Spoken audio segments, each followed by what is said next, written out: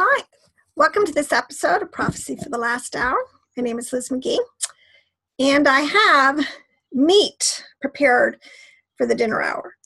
Now, I do want to say that is my sort of tag. I don't teach a milk teaching, I do meat, and tonight, again, is really meat.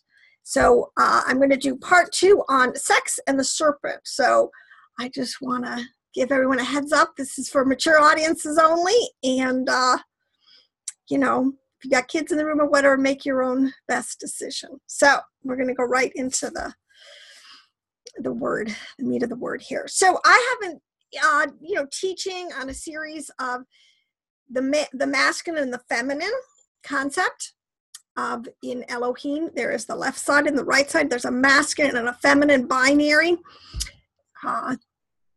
aspect to our Father God.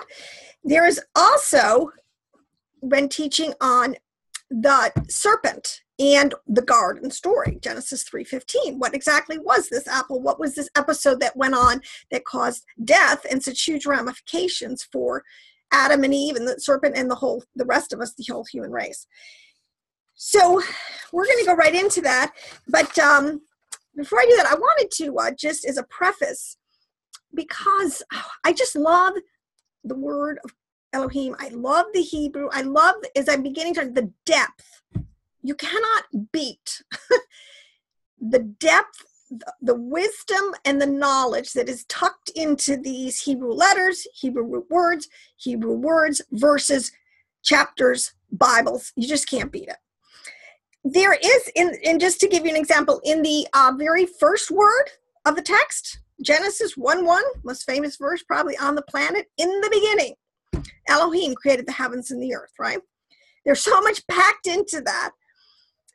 But in the first word, beginning, there is, and this is what's so interesting as you're learning Hebrew and beginning to get up to speed on all this, the way it's written in the Hebrew, in the text, which we would never see in an English translation. You would never. This is why we lose so much in translation. The word Bereshit, the B, the bait is the first letter. Bait is the first letter in the whole Bible. Bait is the second letter of the whole Hebrew alphabet. Bait, in its grammatia, its numerical equivalent is 2. So the fact that this word bait is this big in the text, this letter, and the rest of the word reshith is about 1/3 of the size, that in and of itself is telling you volumes, which we would never know. So this word bait, and the word reshith, you put it together, you get Bereshit, the first word of our Torah text. But it doesn't stop there, because you could take that word Bereshit, and there are over 70 permutations or root 2 and 3 letter root word combinations you can make. You can get almost 70 words combinations and what's the word I want? Interpretations, permutations out of that. I mean, who would know? You see, you can never, this is the point when people say it's like an onion skin, or you're going down a rabbit trail, because the depth of the wisdom, and Paul says it best, the wisdom, the depth of the riches of the wisdom and knowledge of our Elohim. It's amazing. So as I get more into this topic, and as we begin to continue to more unpack, there is so much in these words. There are many levels of meaning. This is something that the Hebrews have always known. This is why, the sages, there's another, says in the Talmud, there's a very famous verse. It's a quote. It says in Sanhedrin 34, it says that one biblical verse, just one biblical verse, may convey several teachings. But a single teaching, here, I have to get my glasses. Hold on. Okay. It says, it is like a hammer that breaketh the rock in pieces. Just as the rock is split into many splinters, so also one biblical verse may convey many teachings. See, this is really important to know, that we don't have to keep arguing doctrinally about this. We don't, because there are almost unlimited understandings in these words and verses. So we need to just keep plumbing the depths and getting to the bottom of this thing. So one of the, in this concept of sex and the serpent, all right, it is coming on the radar to the elect, a truth that is being restored, that literally, because it goes back to the concept of bait, the first letter of the Torah, the second letter of the Hebrew alphabet, is a word, it means duality. It means paradox. It means, technically it means a house, tent, but in its even deeper esoteric understandings, there is this concept of a binary, a dualistic setup, because he talks about in the beginning that he made the heavens and the earth. There are two things, heavens and earth, duality right there, two. You have two things. And in that word is the word covenant. One of the permutations you get is the word covenant. And literally, Yah made a covenant with heaven and earth that he has kept and he's going to keep. And it's all going to be, we're at the end of the age. The consummation of this covenant is really going to be coming to pass soon. But there's some things we need to understand and get up to speed on, because the elect need to make themselves ready. And if you're going to make yourself ready, that means holiness. Without holiness, no one is going to see the Lord, see Adonai. And I'm talking on three levels. What I've been understanding now in the depth, plumbing the depths of this concept with what happened in the garden. Our Bible has different levels. I work off a level called PARS, Jewish exegesis. There's 4 levels. And that's just the start, because even within a level, there's more levels. So, but 4 overarching, I've been through this a lot. And the final, you have PARS, you have a literal meaning, you have a hint of a deeper meaning, you have a midrashic or an applicative or a moral meaning, and you have what's called the sod level, which is the mystery level. And that's where you're going to finally get the meat. You're going to finally get the whole big spiritual kind of what's been going on behind the veil. So that's where we're going. What happened in the garden? All right. So one of the things we have to understand is we are a 3-tiered being. I said we're a body, a soul, and a spirit. When we do something, we don't just do it in our body. Everything's participating. Our soul life is telling our hand to do whatever it's going to do. Our mind, our soul, our emotions, and our body are all involved in this thing. You can't really separate them. What is going on here in this story, we have to understand on every single level. So we have, in one level, we have Lucifer, okay? When you realize that, you understand that Lucifer is involved in this drama. You have what is called, well, let me put it this way. There are 3, evil is represented in our text in 3 kind of ways. You get Lucifer, the big bad guy, right? He is known as the archangel of death, all right? He introduced death into the human race. You have another, which is called the evil inclination. Now, I'm going to give you some lists on this of what it is called, but the evil inclination is the carnal man. It is more in the New Testament, you would call it our carnal side, all right? Our fallen side, the fallen state of man. The rabbis, the sages call this more the evil inclination. Then you have in the garden story, you have finally the serpent, the Nakash. He was a player. So you have, and what you have here is a drama that is playing out between Eve, Adam, and the serpent in their bodies, their souls, and their spirits, which is having eternal, not eternal, is having ramifications for this, like, quote, this little period we've been in called these 6,000 years of redemptive history. So with that being said, let's go right into this, because what I want to do is build on this concept pretty much covered. I have, and many teachers out there today are covering the concept that, yes, there was an act of adultery committed in the garden between Eve and this serpent, all right? The serpent is an angelic ordered being, all right? That's what it is. We can go, his name is Gabriel, according to a lot of the text. I have fleshed that out a lot of people have.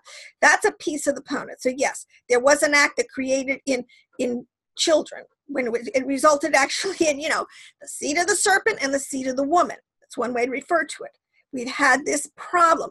2 kingdoms, remember Bet, duality, 2 kingdoms were birthed exist now in this whole, in a heavenly, in a visible and invisible plane. Because when I talked about Lucifer, the evil inclination, and the serpent, again, you are talking in all the realms, from the visible, which would be the person, the body, the Nakash and Eve, all the way up to how Lucifer was influencing this act of adultery.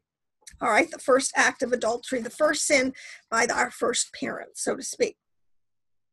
One thing that's really interesting to understand, I've been unpacking on this a lot too, is this idea of mazal, of the influence of how our body, our soul, and our spirit are influenced by what's known as the Mazra, or the heavenly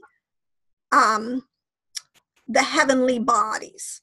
See, now that's why when you understand this is why all the ancient literature, our text is full of this concept of the heavenly bodies influencing, interacting with Adamic man and other players in this drama. All right, so this is an important, and this is the realm where Lucifer is the archangel. I did a teach on how Michael is the archangel over Israel. He is in many ways the archetype of Yeshua. Yeshua is at the head of the armies. He is over Israel. He is our Savior, our Elohim. The son of Yahweh, who is, all right. But on the flip side, you have this character called Lucifer, who is also an archangel on the other side. All right, because we have a duality here. Remember, we have a good and an evil. We have a left side and a right side. We have a drama being played out. Now, let me read you this from one of the this is from one of the sages, and he says, "Come and see. In the middle of the sky, a lustrous path is woven. Celestial serpent, all gossamer, and stars clustered with mounds upon mounds, in charged with requiting the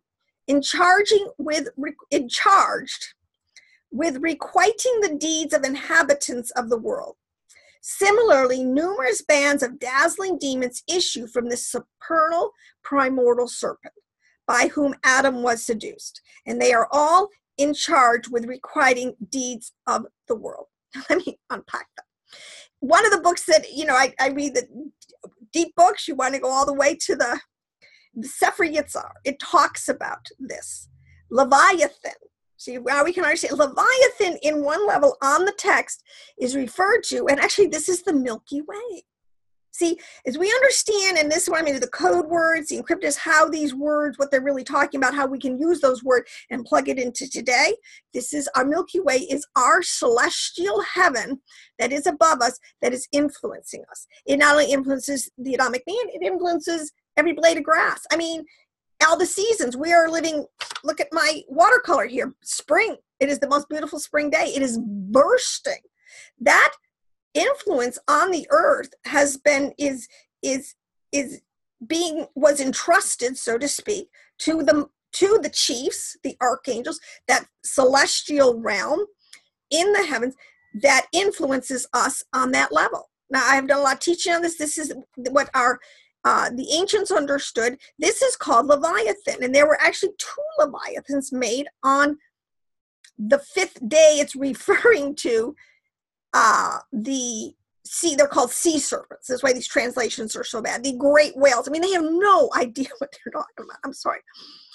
You have to go back to the house of Judah, all right? And you got to study deeply to understand all this stuff. So what I'm saying here is there's this influence. This is where Lucifer rules from. This is where his influence ultimately begins on the Adamic race. He was cast out of the high heaven, but believe me, he has access in this realm of the celestial serpent. That's why he get the name Serpent. And this is where one of the places is about as high as he can get. Remember, I think I said last time in this teaching, he roams to and fro. He roams. If you read this in Job, it talks about when he was inquired of, Lord, where did you come from? And he says, well, I've been back and forth on the earth and up and down. He can go, up to this realm. He can go down to the pit He can roam on the level of the earth. That's his, but he has, you understand, these angelic, these are energies, these are intelligent, energetic beings. Okay, now, one I'm going to go into, so I was packing in my first video on this concept of sex and the serpents, all right? So we have a place, we have sort of a concept of Lucifer. And, you know, if you read a lot of the extra biblical text, this is the point. It says he saw Adam, he was jealous, he decided, okay, he started to concoct a wicked plan. How was he going to get Adam knocked off his high horse? Because there was no way he was going to submit to this, you know, this Johnny-come-lately kind of guy who Elohim had just given rulership over, all right? He was, it says he was looking all around to seeing who he could enlist in his plan, and he landed on the serpent, this angelic. See, it's because it's a hierarchy. So the word serpent is plugged in and out, but it's because this is a category of fallen angels, sort of. So he is a serpent also, but he's lower on the totem pole. And this is the Nakash in the garden, all right? Now, and this is the whole story, that he and the rabbis say this is what I went through a lot of, how the rabbis have stated over and over that when the serpent copulated with Eve, he infused her with lust. Another rabbi states, thus I have learned that when the serpent had intercourse with Eve, he injected defilement into her. Again, lastly, another replies, you rightly said that when the serpent had carnal intercourse with Eve, he injected into her defilement. Now, this is a concept. This is why it is in the text. It's very deeply there because it's very mature content. You don't teach this in Sunday school, but I told you before, this is a meat teaching, and if you could stick with me. So it's very important to understand these influence, how Satan, and you know, lust isn't the only thing that he tries to entice us into disobedience on. So we're going to go into more of this. Now, this whole concept of lust versus, and it really is versus self-control. I mean, we have to, we were told, commanded to be fruitful and multiply. The question is, what is your mindset? What are you doing with your body, your soul, and your spirit? How are they kind of involved in all this process? This is why we have Torah. There are, for very good reasons, there are very good, and I'm going to continue to unfold this, reasons why this process of human reproduction especially has to be very, very guarded and very, very holy. All right. And unfortunately, yes, Eve, the lust, and this is another thing, as I'll get to explain how the influences, the tree of the knowledge of good and evil versus the tree of life, they're like anything, everything has already been created. So these works of darkness, so to speak, these, let's say, inclinations have been already, so to speak, encoded. They've already, like, their influence has already been put out there. They're on the left side. And if you're and when you understand, especially in the tree of life, Satan has done his, where he is emanating from all these is coming from the left side. This is sort of a whole theology, a Kabbalistic understanding of what is going on. You have a left side and you have the right side of blessing and obedience, the left side of disobedience. All right. So, but what happens? Now we've unpacked this concept that there is a duality. There is a disconnect. Heaven and earth, and this is the point on our reproductive kind of concept, because lust was poured into us. We were not created. We were created to reproduce, so to speak, at a higher level. This is what I went through. Then the lust, the mazel type influence of the animals. All right? Because we are creating. We're supposed to be regenerating or multiplying heavenly beings, all right, in the sense of our Father, all right? So it's a very, and this is extremely important in how much we have fallen, how far we have fallen in understanding this. But I want to give some, because the ancient world, and it's getting like that today, so there's no secret. I'm not going to tell anything you don't know or don't already see, is what is going on the disconnect on the left side. How perverse, how far out can this get and can make it into an idol? and all of its attendant ramifications. So the ancients, this is what, especially in archaeology, they're beginning to understand, is phallic worship, because that really is at the heart of what we're beginning to understand. All right. Those on one side, on the impure side, the left side, those who are run by their carnal inclination, they have developed a whole system, basically, and it's called phallic worship. All right. And so we need to get up to speed, because our Bible talks about this. And this has been a downfall for the human race from the get-go.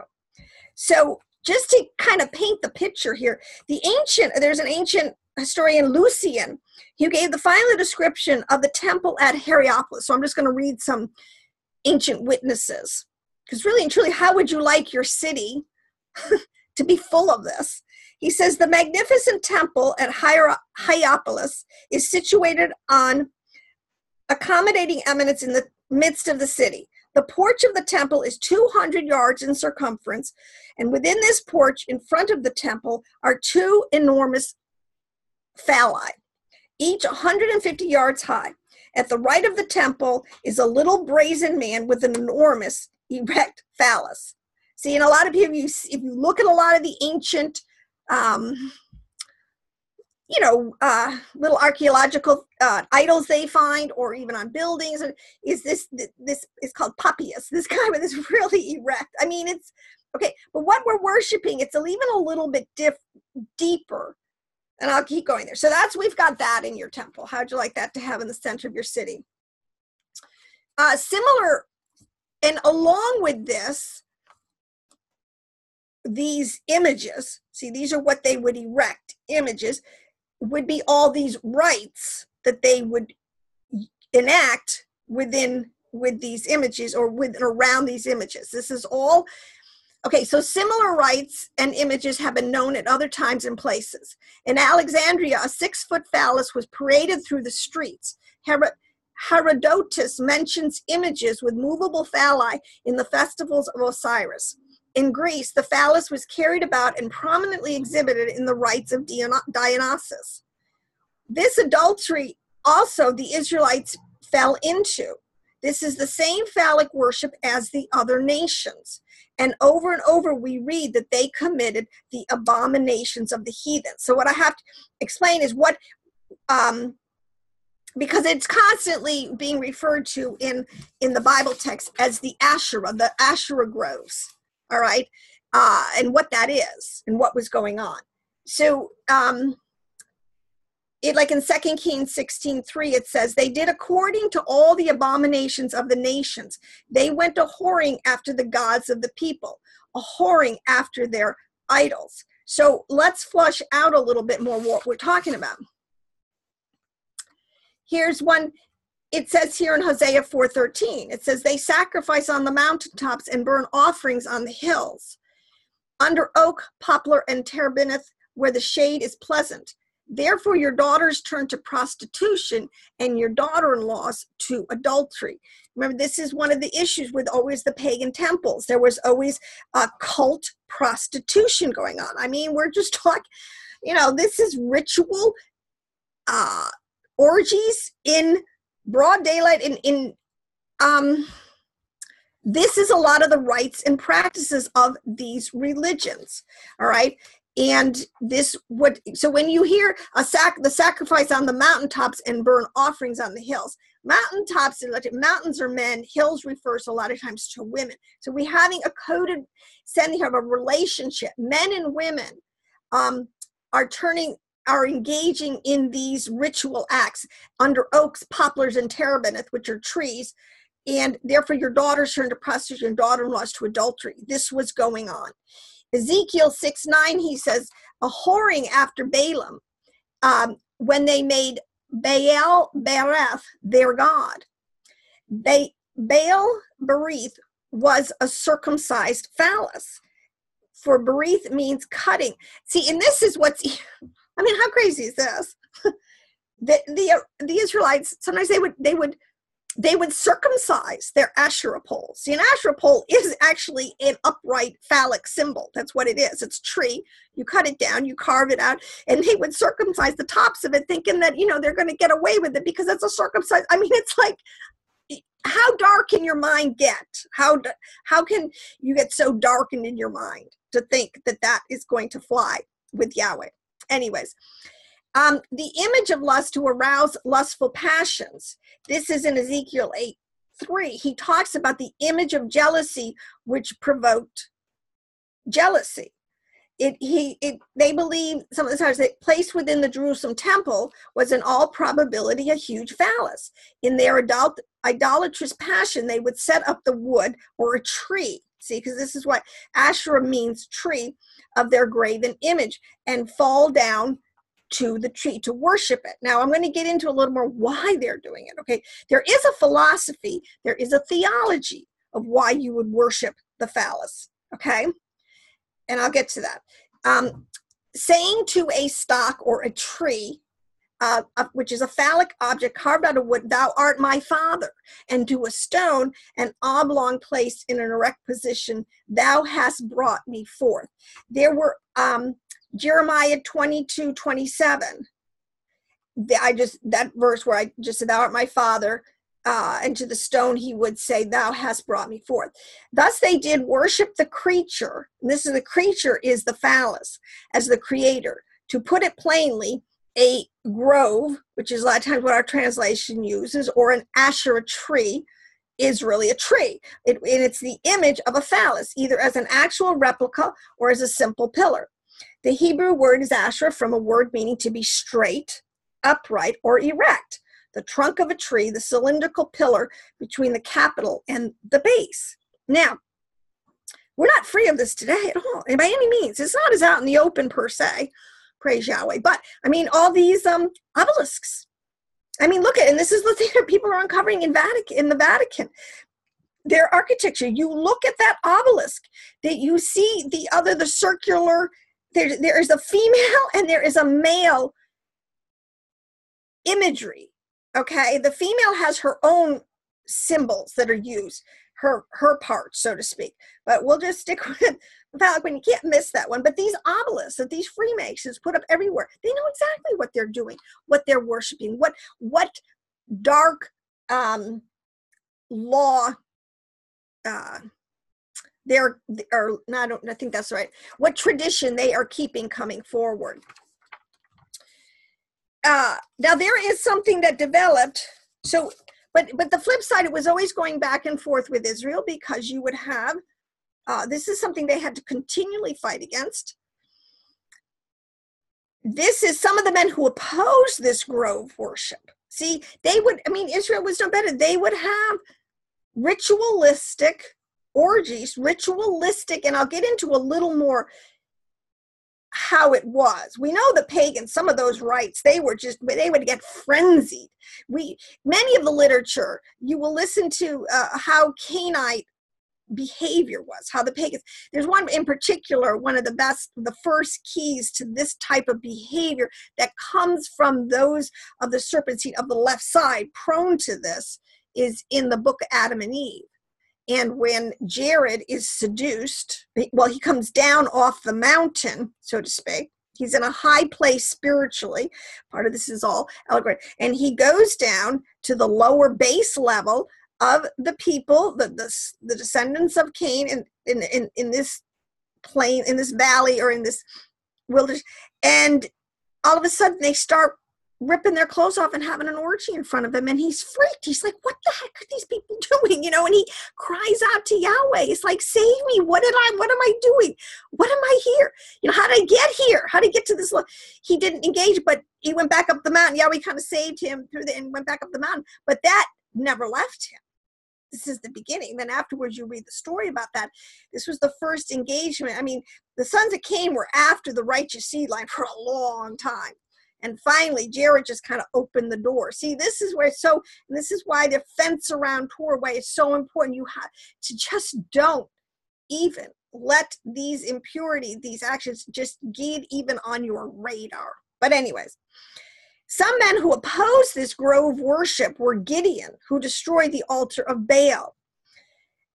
Okay, so if Baal we know means Lord, okay, so what Lord are you worshiping, engaging in obviously the left side? Obviously this is Luciferian, all right? So Baal we know, he has many names, many epithets, it changes in different cultures, but this is the behavior, this is the Baal, the chieftain would be the Lord of the left side, who is Lucifer. He is, all right. So anyway, so the altar of Baal, and cut down the grove that was by it.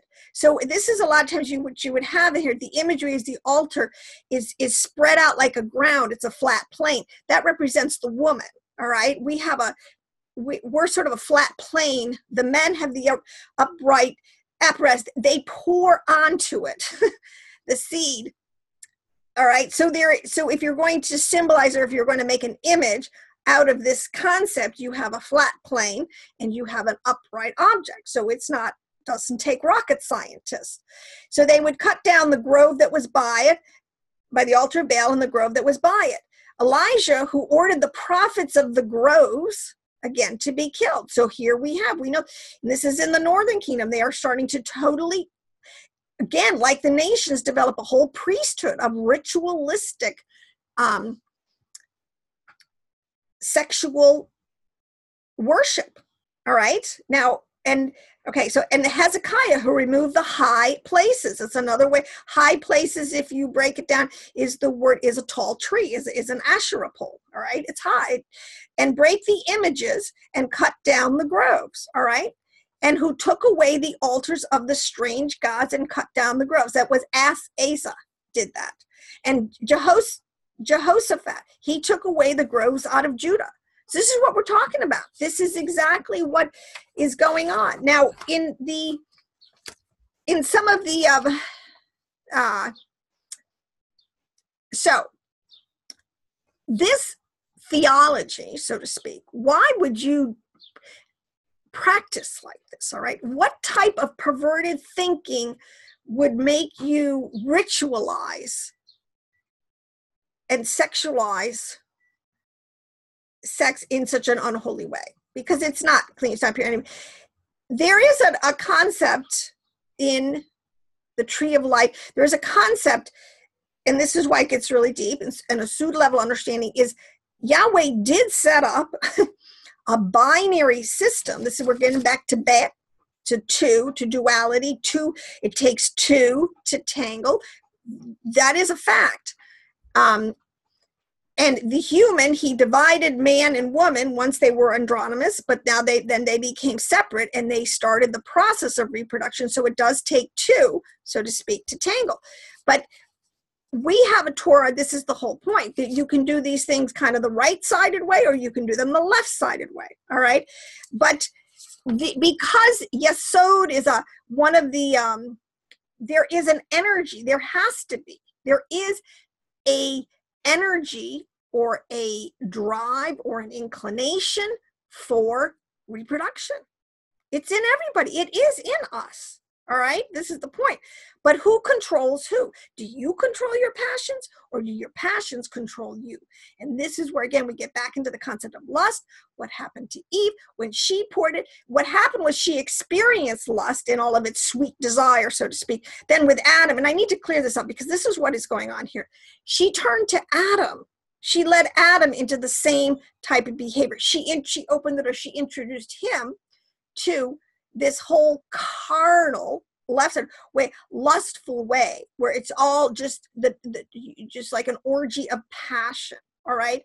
And this, I can't, and again, I have to continue to flesh out the difference in us between the soul and the spirit, or the intellectual mind we have, which is equated with our spirituality, and the soul life. The soul life in its good side is great, but on our soul life on the left side, when it gets full of inordinate passions, all right, this is, and what happened with Eve and the serpent, the garden, the wisdom, it opened the door in the DNA of mankind, which has been passed genetically, to predispose us to inordinate passions. That's why we have to work so hard. It got the evil inclination, the left side got the upper hand, and And now it's a fight. All right, so before that, I'm sort of getting ahead of myself. There is a ritualistic ritual that goes on a lot in many, especially today in a lot of secret societies, but much more openly, and this is the point, the nations were practicing this, called Hieros Gamos, or Hiragami. All right, it's quote unquote called a holy marriage, okay, quote unquote. It is a sexual ritual that plays out, so to speak, a marriage between a god and a goddess, especially when enacted in a symbolic ritual where human participants represent the deities. In Tantric Buddhism of Nepal, Bhutan, India, and Tibet, Hiryogamas is a ritual of the male deity in union with a female deity as his consort.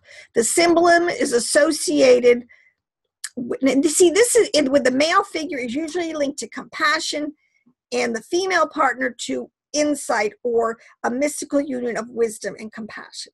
Now, see, this is the thing, people. This is what Hasatan does. He takes something that is holy and he perverts it. There is a concept in, this is the male, this is what I'm saying. This is why I'm teaching all this on such a deep level, because I believe as this truth is being restored, first of all, we got to clean up the church. We got to clean it and get all of this reintroduction of all of this pagan lustful understanding. We have got to clean up our act. There is no place for this behavior in the child of Elohim or in the assemblies of Elohim. Bottom line, zippo zappo. All right. It is being so introduced to us today. I mean, literally in the sense of women, you go to church. I mean, I've heard this, they go to church and it's very hard for a guy to even focus on the sermon. We are letting ourselves be so, again, very subtly degraded down. We accept so much now that is truly impure and unholy on all these different categories. And we just need to do it. Check up, from the neck up. Okay. What I want to say in this, because in the deeper understandings, even in the mystical understandings, there is a very beautiful concept of the mother and the father. Yes, even creating and coming to and create. And Yahweh is Yeshua is a union of male and female in a perfectly wholesome, but essence in its spiritual. This concept was always supposed to stay very high and elevated and spiritual and beautiful and very free of the lower degenerative passions. This is what I'm trying to say, and I hope I'm making myself clear. So in one way or another, all of these examples show how it was believed that, so I had another, because this is what you're going to find all over. Let me give you this one more quote before I go there on Hiryogamas, because this is a very alive and well ritual, sexual ritual that still goes on the dark side.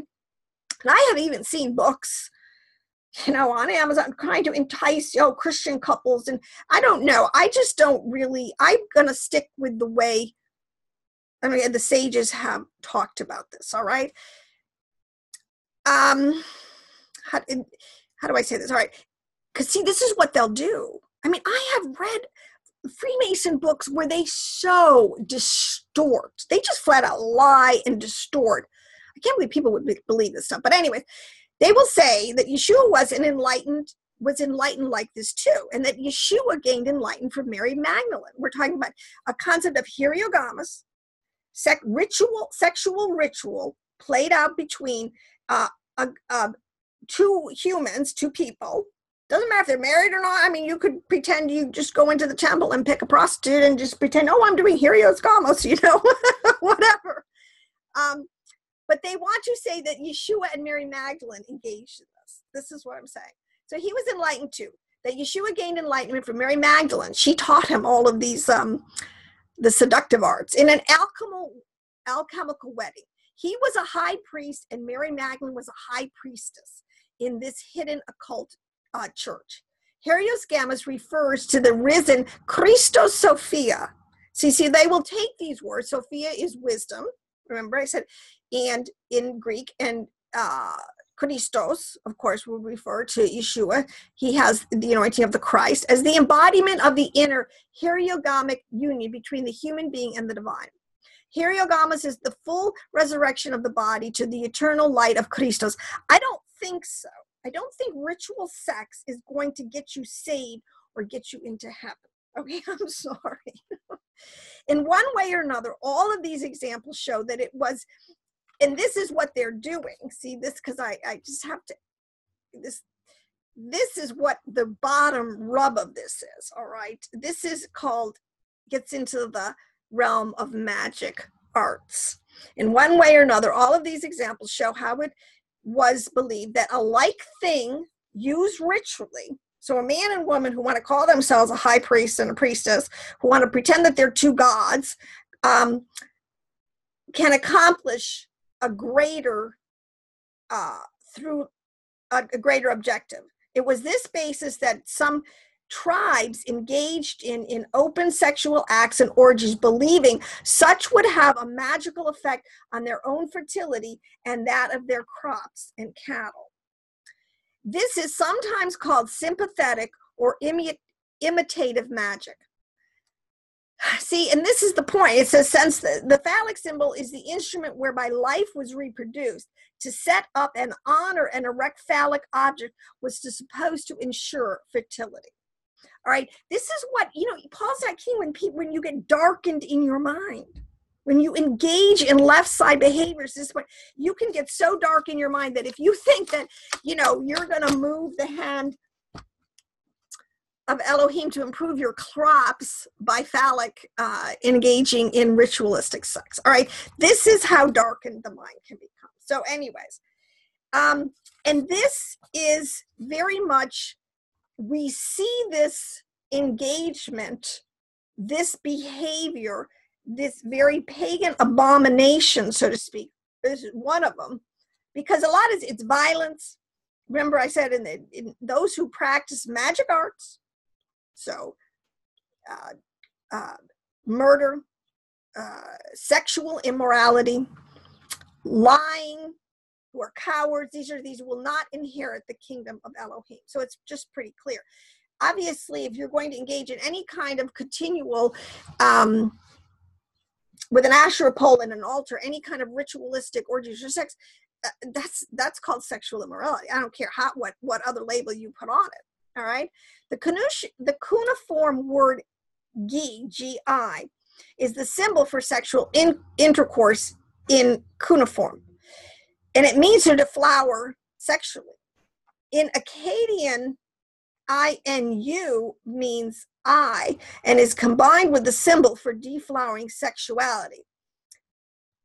In it, you come up with the word igigi, can then be translated to mean the watchers, the eyes in the sky who deflower sexually, the Anunnaki, the fallen angels. See, this, how these words, these symbols all track with a similar concept. It tells you that this behavior was taught by the fallen angels, starting with, the Nakash in the garden, Gadriel, with Eve, who is one of the listed in Enoch as one of the fallen angels. So we just cannot play stupid anymore. This is all coming out.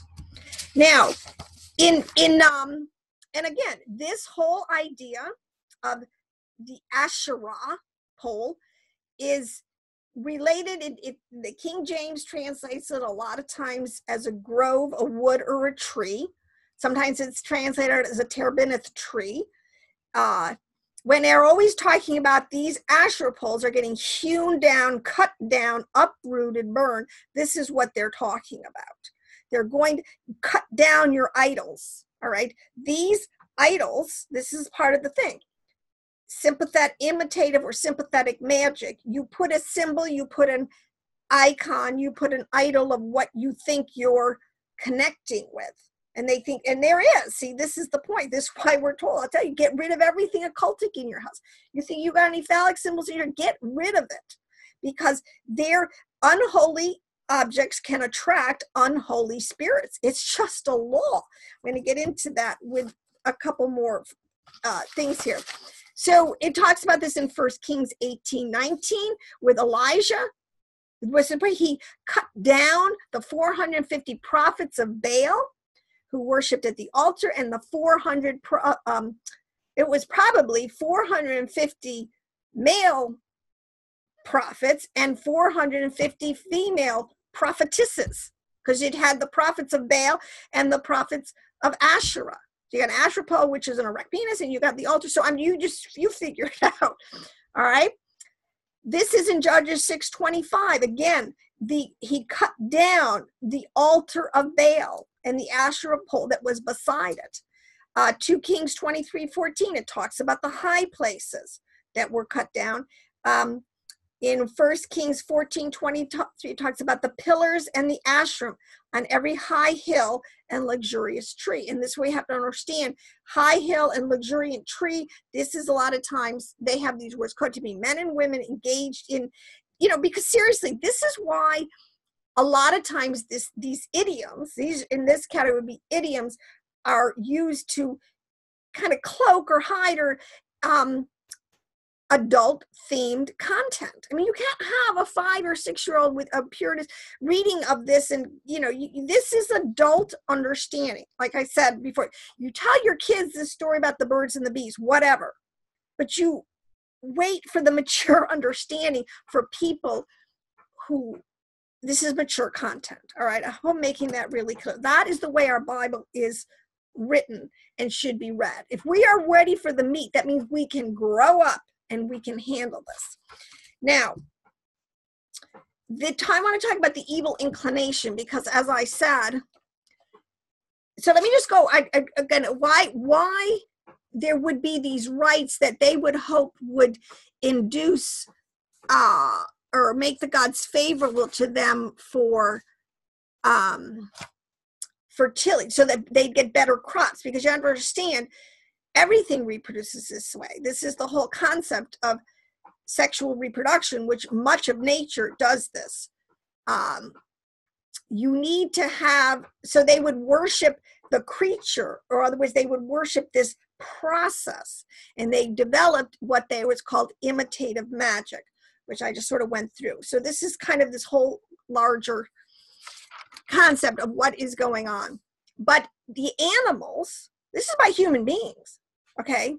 Animals just do this naturally because they are animals, and they are programmed to reproduce in what's called their mating season, okay? We're not animals, people. We have a higher soul life. This is what I mean with holiness. If we really understood the real tree, what our intellectual, or the spirit that we are really from, oh my gosh. Okay. You would just, I will pray conviction comes on people so that we will so repent and distance ourselves from these degenerate behavior. So anyways, I want to talk about the evil inclination, because this is another piece of the puzzle, because see, now we are all born in this fallen world. It is in our DNA. And I'll tell you what, a little secret, after 6,000 years of passing on all of this junk DNA, okay, we have a problem today. Everybody can see it. We got some real whack jobs that are, there is such a degeneration overall of the moral codes, the ability to be moral over many peoples of the world. All right. We are back into the days of Noah. All right. So let me quickly try to go through this next portion. The evil inclination is our carnal nature. So this is what happened. This happened in the garden, flip-flop. So now we are people that are ruled by our passions. This is the problem. We need to get back up, and we can only do this through a new birth, so that we can get, this is what you should can right our ships, and get us connected back up with the help of the Ruach HaKodesh. And this is the beauty of it, with our Heavenly Mother, to live righteously again. All right. Everything that we need to live righteously now, we have. Rabbi Akiva, there's many, or I'm going to go a bunch of different, in our text, it says the evil impulse has 7 names. All right. This is what the sages will tell you. And let me call attention to you, because if nobody told you this is what they're talking about. Today in the New Testament, basically it's called our fallen nature, our carnal nature. It says the Blessed Holy One calls it evil. This is evil in his eyes. Okay, it's Yetzer. All right. Oh, I think it's Yar Hetzar. Yetzer is the Hebrew way to say this, evil inclination. But I know it is just Yetzer. Devisings of the human heart are evil from youth, obviously, right?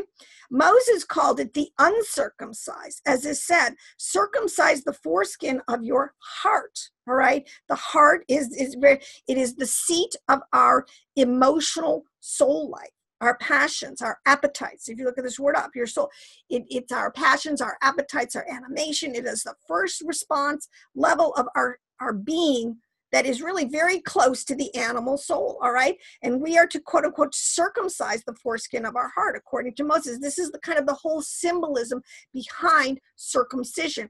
And when they went into covenant at Mount Sinai, and Abraham, they circumcised, meaning said, yeah, I will circumcise my heart. I will let you into my heart, Elohim, to help me to stay always on the right side, okay? Of this thing.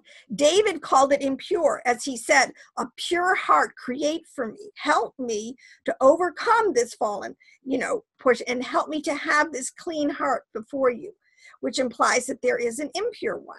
All right. So as I said, he calls it the impure side. Solomon, this is really interesting. This came to me today. Solomon called it the foe.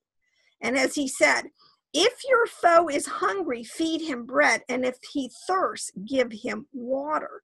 For you would heap live coals on his head, and Yahweh will pay him back. And I started thinking about that. I said, well, why is he going to give in? Why is he going to feed this evil foe?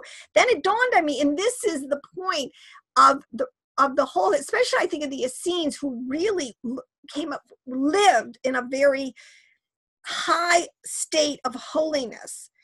Because the point of this is, it isn't that your carnal soul is totally wrong, because we have a body and we have to feed it. In other words, but if you have to feed it, you give it bread. And if we have to drink, we give it water. In other words, it's bread and water. You only feed your soul life in its carnal way what it needs. You don't go into excess. This is the problem. Too much. If it's not bread, you get into gluttony. All right, you get into see any kind of imbalance. This is the point. So yes, you feed your foe, you feed this evil inclination, which in one sense is a good program running in us, because otherwise, if we don't eat, you die, and if you don't drink, you'll die. If you don't exercise, if you don't do certain amounts, that's why Paul says, bodily exercise or taking care of up to a certain level is good. You need to do that. And this is, again, the whole concept. We need to keep our temple holy. All right, so that I thought that was, I believe the work that gave was a good. I got wisdom on how to decipher that. Okay, so and then in another one, Isaiah calls it the stumbling block. And he said, heap it up, prepare the way, take the stumbling block out of the way of my people.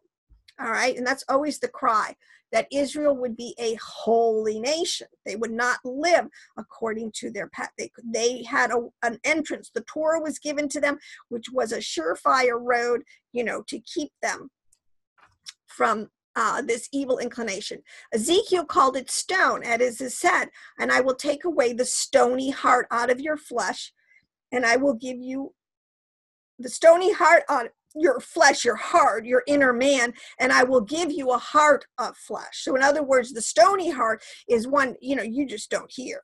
And this is the point. It says, don't let your heart get so calloused so that you can't even hear the promptings of your conscience, to tell you, okay, you're getting a little to the dark side, you better start pulling back. If you get your conscience seared with it, then you are in the danger zone. So that's what he would say there. And Joel called it the hidden one, but I will remove far from you the hidden one. This is all referring to our evil inclination, which is out of balance right now. And Jeremiah calls it, out of the north, evil shall break forth. The rabbis taught, but I will remove far off from you the hidden one, the evil impulse, which is constantly hidden in the heart of man. It's what Paul is saying. The things that I shouldn't do, I do. The things that I should do, I don't. The constant battle in us. It's real. It's there.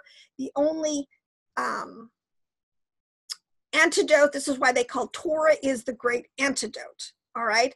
The other part of this puzzle is kind of really understand, because our text is very clear about this. This is this left side and this right side. So in other words, the original sin, quote unquote, the first thing was that the left side, when Eve took an impulse, took a thought, I remember I've done, it started in the mind. Sin is conceived in the mind first, then it goes into your soul life. Then you kind of like, oh, well, maybe that fruit looks pretty good, whatever. Maybe I will, jump in bed with that guy, whatever, and then finally it's done and the deed is done. And then, you could have, as we did, Cain.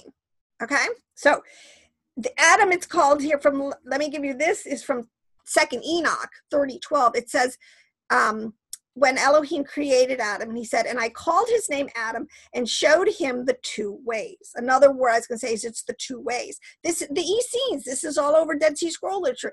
The sons of light walk one way and the sons of darkness walk the other way. Obviously, you're son of darkness, you're walking according to evil dites of the left side, right? It's not rocket science.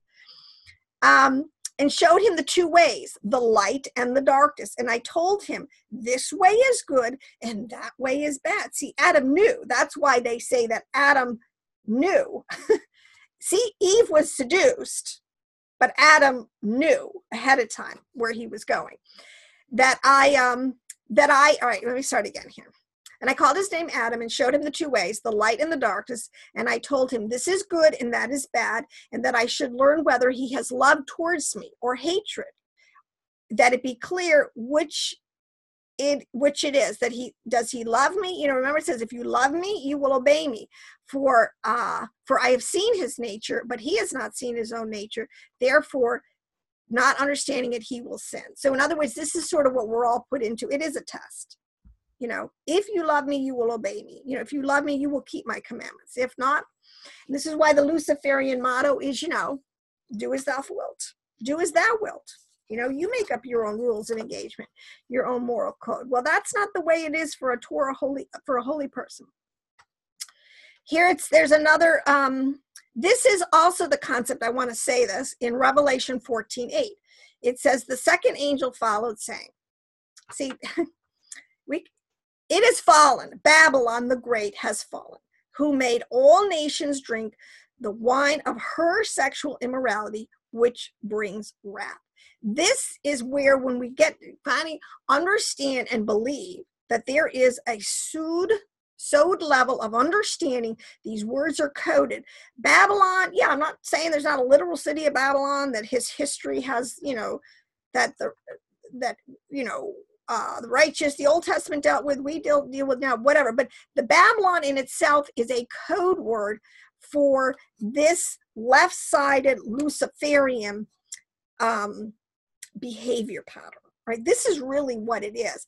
And again, this is even deeper, and I'll throw this out there. So you have Adam and Eve you also have Lucifer, who has a consort. She is called Lilith.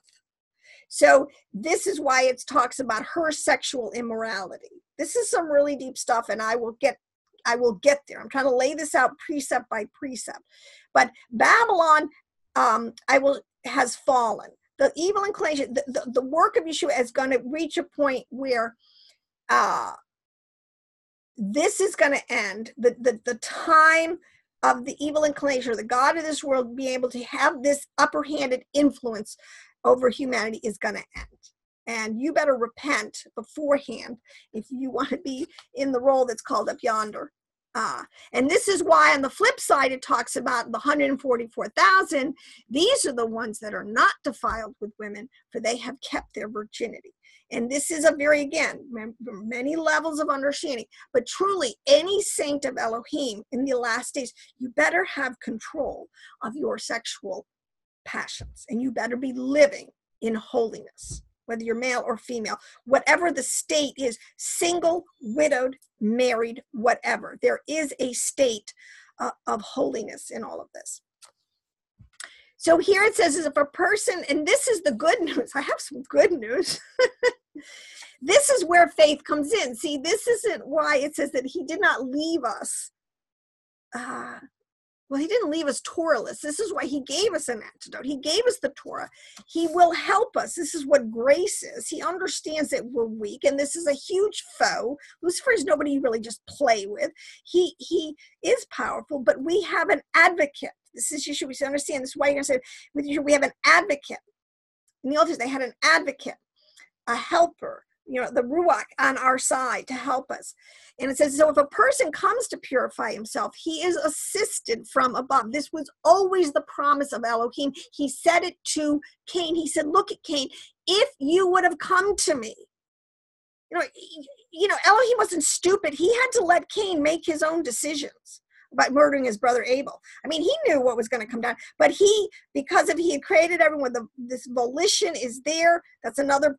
See, this is the point. If you're going to have good and evil, you have to have the middle pillar. You have to have this concept of choice, volition, free will, so people can choose. We're not a bunch of robots. He had to let Cain make the choice. But he said to Cain, and Cain knew this, if you had come to me and asked me, I would have helped you overcome your evil inclination, your jealousy of your brother, or whatever drove him to that murder.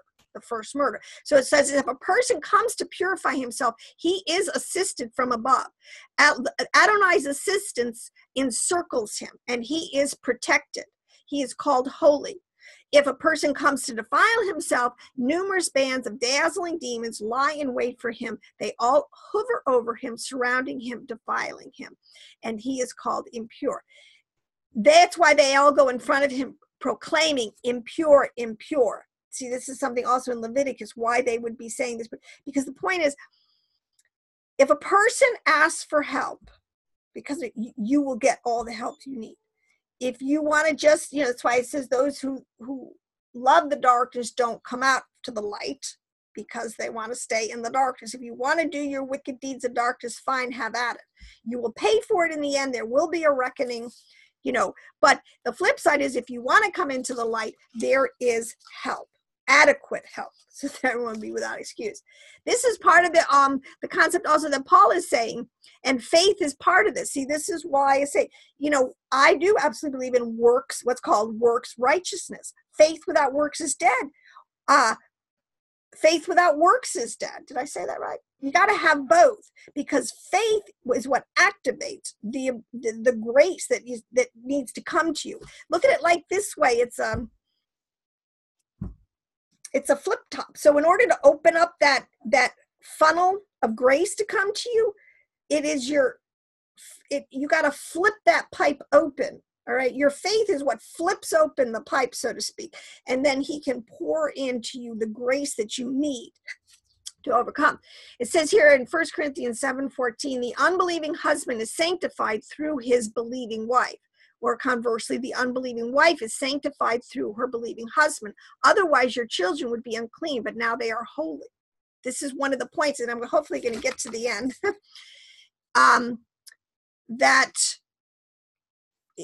by faith, and forgiveness and repentance, all of our past actions and deeds can become clean. See, there's good news. I mean, we all have a past, believe me.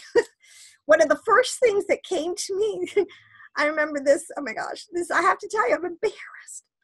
I was such a worldly person at the time, my time of the Gentiles in my early 20s. I got saved when I was 27, all right? When I started to read the Bible, and I, for some reason, was reading the King James Bible, all my parents had, and I started to read this word fornication, which I had no idea what it meant. So I had to ask somebody, what the heck does this word mean? And they told me, well, it means you can't have sex before marriage. I could not even believe it. This is, I'll tell you what, you go to most kids out there today, it is a foreign concept that there could be a concept. See, this is how we are gotten so darkened. This is what, when you live like the Gentiles and the pagans, that you should save yourself. That this whole concept of purity and holiness in sanctity in marriage. It was like, it wasn't even on my radar, and I couldn't believe it. So, I mean, praise the Lord, the Father got a hold of me. Oh my gosh. Again, this is what's in our Bible all over the place. It says that there is always this concept that there's a distinction between the person and the sinner and the sin. As I live, saith the Lord, I have no pleasure in the death of the wicked, but that the wicked turn from his way and live.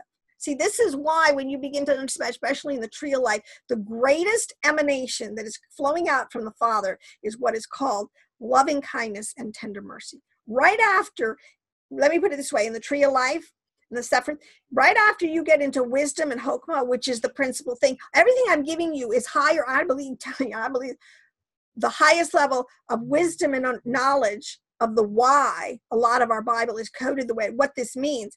And then the next thing you realize is, oh my gosh, well, obviously I haven't lived up to that standard. The very next flow out of Elohim is loving kindness and tender mercy, which he says is new every morning. He knows it. He knows we're all sinners, but he has the antidote always, and he is always ready to forgive. So the true object of proper hatred is to the sin. It is not to the sinner, whose life must be respected and whose repentance affected.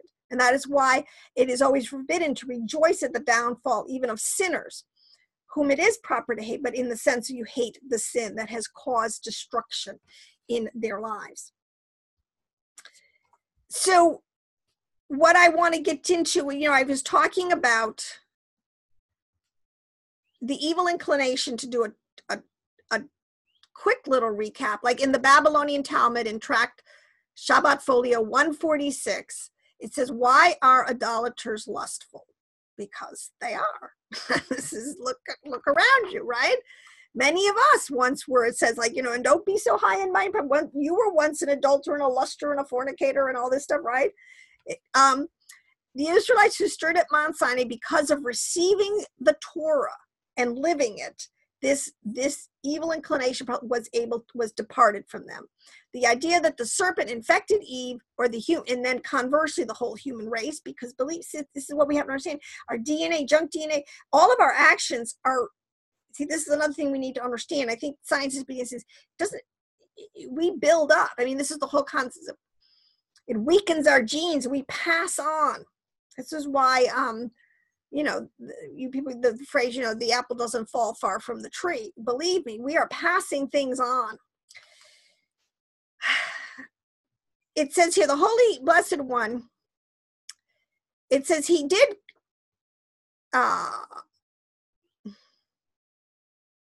okay, well, just another said the teachings of Judaism, it teaches here that the spiritual ennoblement was freely meant for all mankind, in meaning the Torah.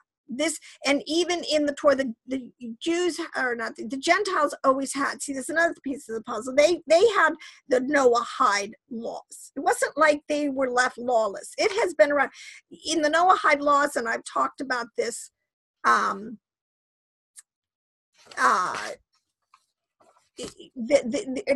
to keep free from sexual sin is one of the Noahide laws. So it isn't like this knowledge was not known. It was known. So, it says everyone is going to be without excuse. So I want to say that in the Clement, I want to end with this. This I thought was a lot of meat. If you're still with me. I do want to say one thing. I am finally at the place, and I really am. It's taken me a long time to get there, where I'm going to start committing a lot of my teachings to print. I'm starting to blog. I'm going to start doing teaching. What would you call it? Teaching. Oh my gosh, it's totally escaping me. Outlines. So if somebody wanted to teach this material, I can, give you in written form PDFs with a lot of, the scripture verses and the references and all this, that you can go yourself or a group. And I have a new, I'm going to put it on a new website. It is called the Yahad International. I'm very excited about it. You could even Google it.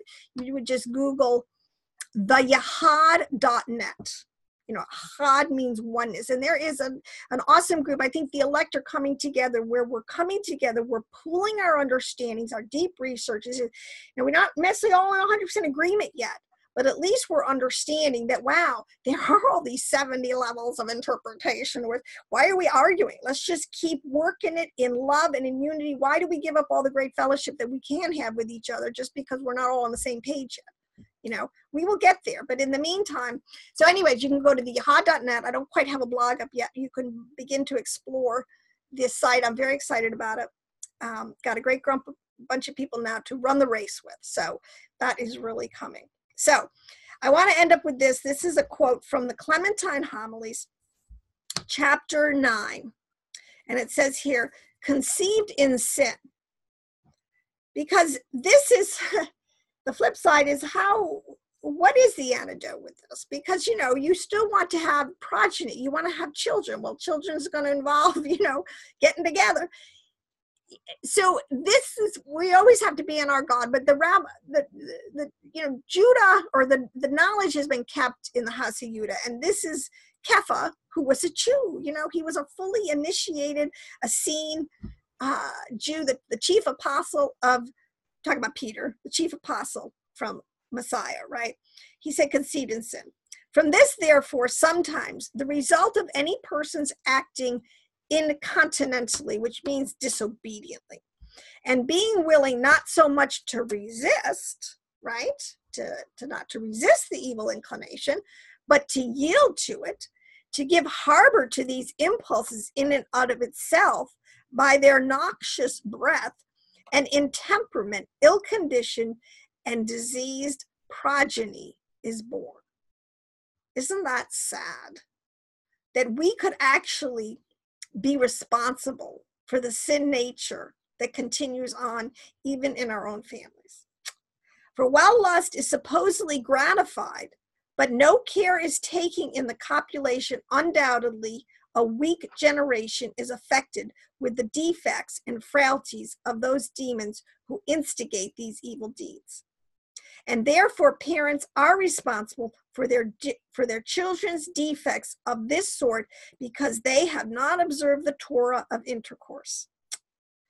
Though there are also more secret causes, I said there's pretty deep stuff here, all right, by which spirits are made subject to these evils, which is not in our present purpose to state. He's not going to go that deep on this thing. But he said, it behooves everyone to acknowledge the way of Yahweh, that he may learn from it to observe of generative sense, and avoid causes of impurity. That which is begotten may be pure.